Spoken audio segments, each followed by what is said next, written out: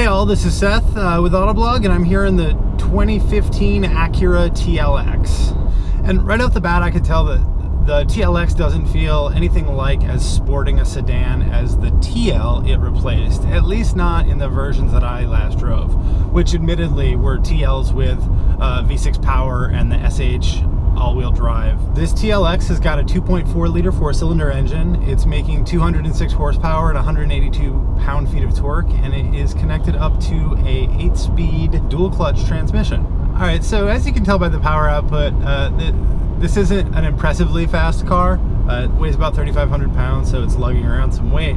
At the same time, the 8-speed transmission is really responsive, and especially as you sort of go through the selectable gear programs, you can make the throttle response really pretty good.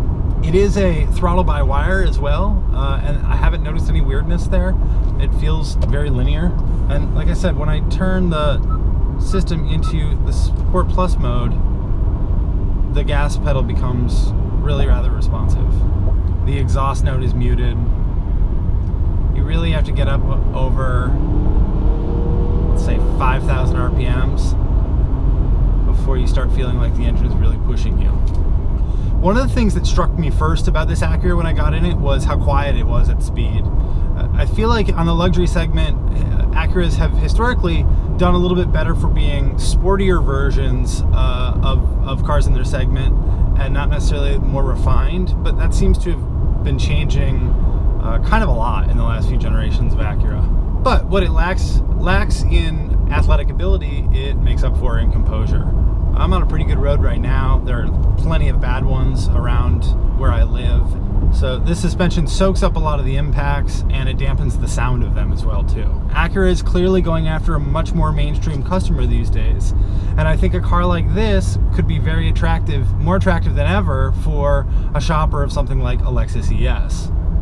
One feature I did play around with was Acura's Active Lane Keep Assist, which works actually by moving the steering wheel to a degree to keep you centered in your lane if your hands are off the wheel.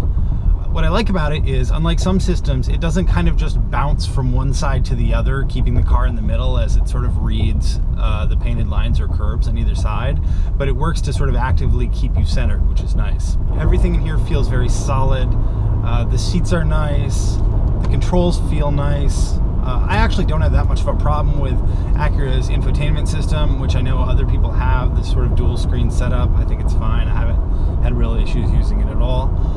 So overall, if I had to bet, I would guess that Acura is going to have a lot less trouble selling this version, this TLX, than they did with the TL, especially in the sort of beak nose form that everybody had a really strong opinion about one way or the other.